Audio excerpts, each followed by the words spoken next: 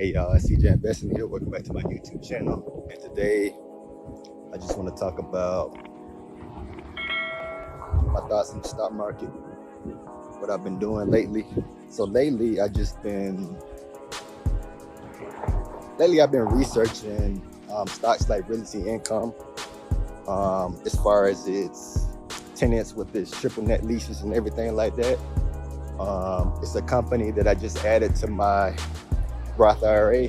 Y'all gonna have to excuse the noise in the background.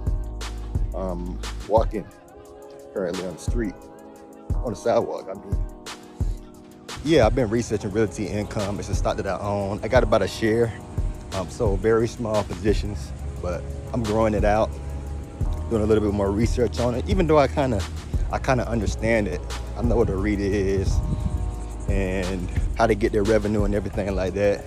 But it's always good to do a deeper dive in the company, understand it a little bit better. So I've been doing that. And yeah, Realty Income. Before that, I was researching Qualcomm Incorporated. Y'all know Qualcomm, the chip manufacturer, Snapdragon processor, and things like that. These are beast type of companies that are pretty undervalued. I think Realty Income right now is at $56, so it's at a steal in my opinion.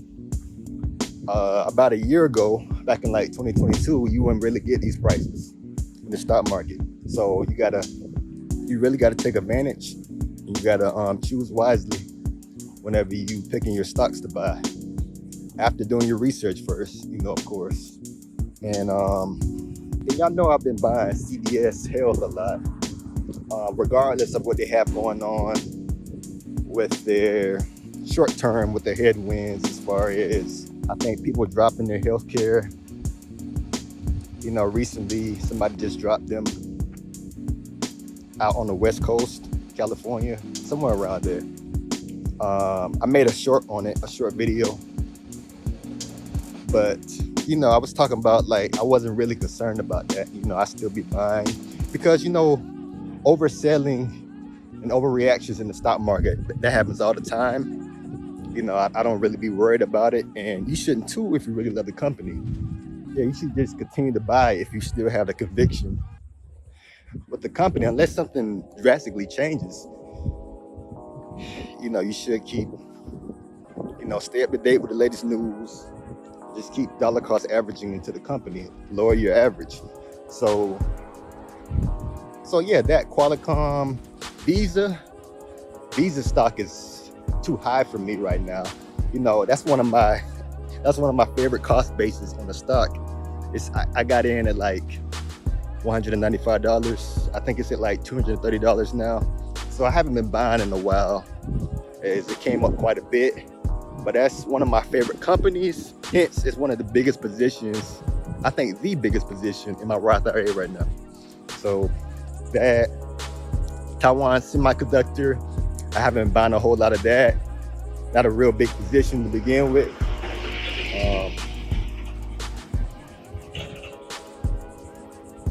I don't know what I'm doing with that right now. Buying more so CBS and CBS. I'm not really looking at Walgreens Boots Alliance. I think CBS is a better buy at the moment. Walgreens Boots Alliance got to come down some more. I think it's in like the $20 range now, but that's still not cheap enough for me for the risk that I have to take. As far as I think it can't support its dividend right now, which may lead to a dividend cut in the recent future. Kind of the same reason with Intel. Even though I really like Intel stock, I'm not buying it, nor do I own it. It would have to get really cheap for me to start a position, maybe going to the teens as far as the stock price. So that's just me. I have to have a margin of safety. I have to have a good amount of return, going forward, for me to feel like I need to invest. Companies have to be a screaming buy for me to want to buy it now. I used to just buy things based off of what I use, what products I use, what services I use, what company I work for. The stocks that I just love, I used to buy at any price.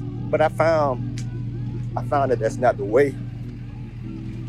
That's not the way to go about things. So I'm a value investor now. So I look for value wherever sector that I can find it in. It could be healthcare, tech, the real estate, because you're getting a lot of deals in the real estate sector right now. I don't know if y'all noticed, but realty income, public storage, you get you one of the storage REITs. AMT is at a great deal. It's at the 50 low currently. It might be up today. I haven't checked the price, but I'm recording this on Tuesday, August 29th, I believe, 2023. So I may buy some more, continue the dollar cost average this week. I keep y'all updated. I'm curious to know y'all thoughts. If I'm missing anything, y'all have any other ideas out, put it down in the comment section. Any better buys? Because I feel like these are the best companies that you get your hands on right now. Qualcomm, just to name a few: Qualcomm, CVS, Target. Oh yeah, that's another one. That's another one that I want to own very soon.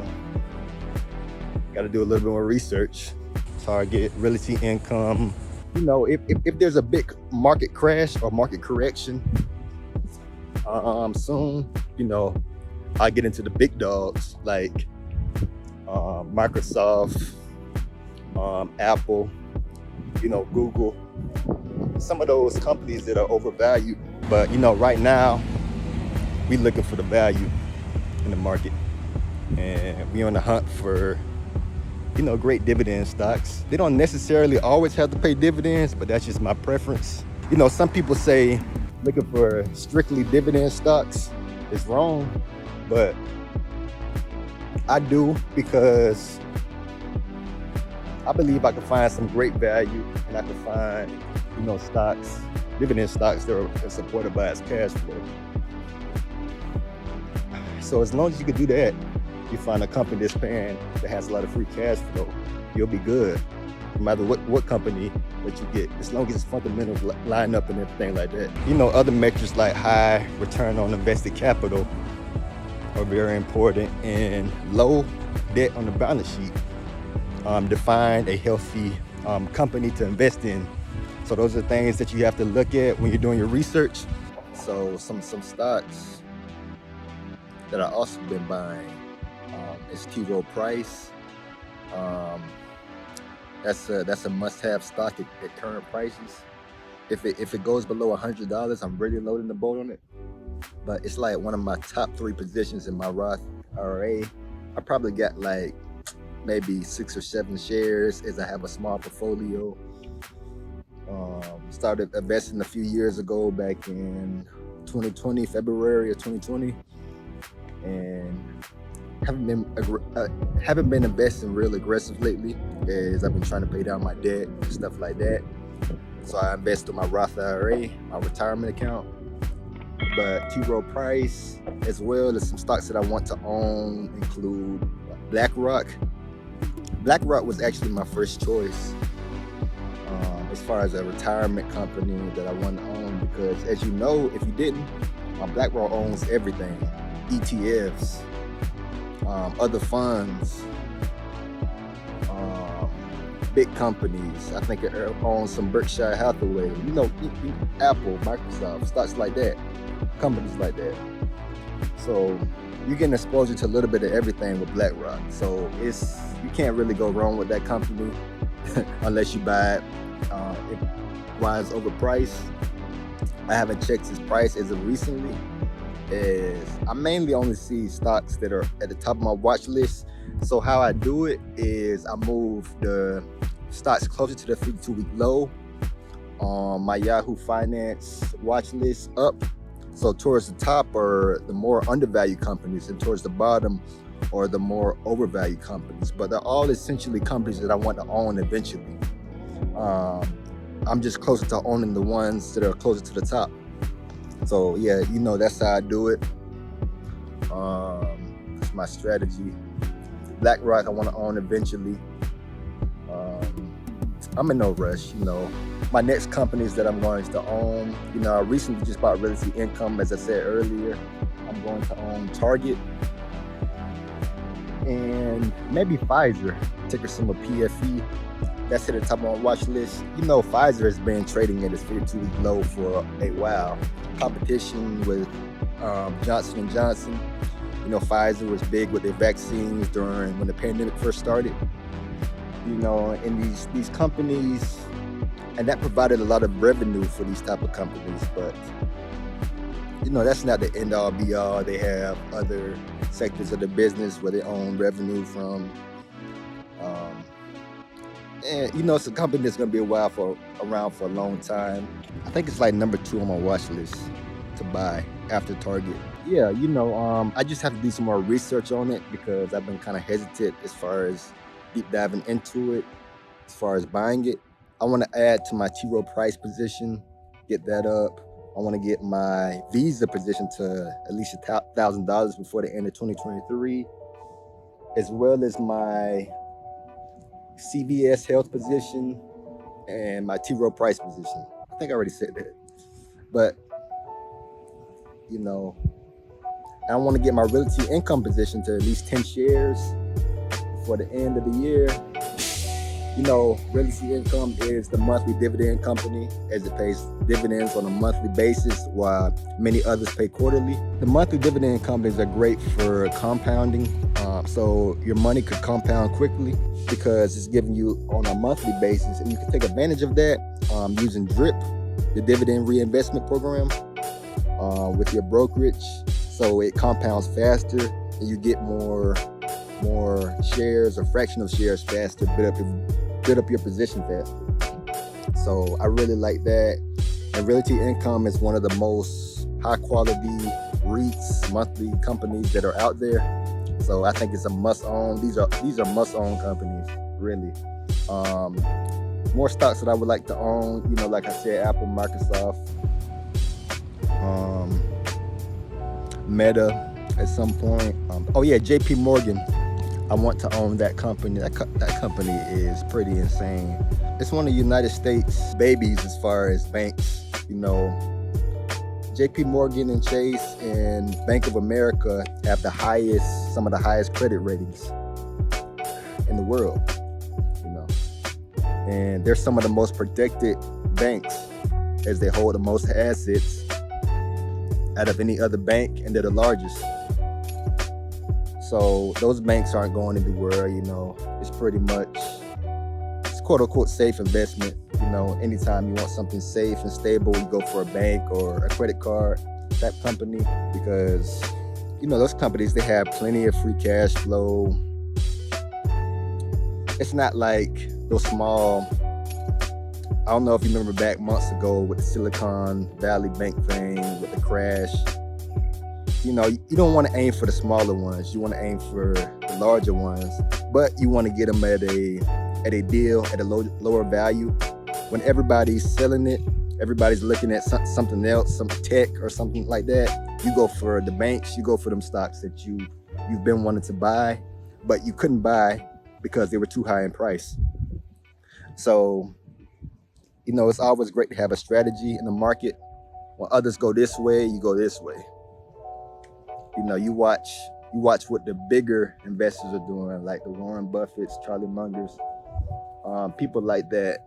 I think they have great investment advice. They're some of the GOATs. So yeah, that's another company I wanted to own, as well as PNC. That's the company that I bank with. And US Bank Corp, which is a credit card company that I use their products, and they're also on my watch list. But they have to come down in price before I consider buying them. So they have all these companies. They have great free cash flow. That's what they have in common. How you doing? That's what they have in common. Great free cash flow, low debt, and they're very dominant in their industry. So those are all things that I look at when I'm looking to invest in a company. High ROIC, return on invested capital. So you don't have to really worry about that with me, but still do your own due diligence or your research, because I'm just giving my own advice, my own opinion, what I think about things. You kind of seeing it through my eyes, what goes on in my head regarding the stock market. We sitting by the water over here, just chatting with y'all. But I just want to say I appreciate y'all. I love y'all. Keep doing your thing.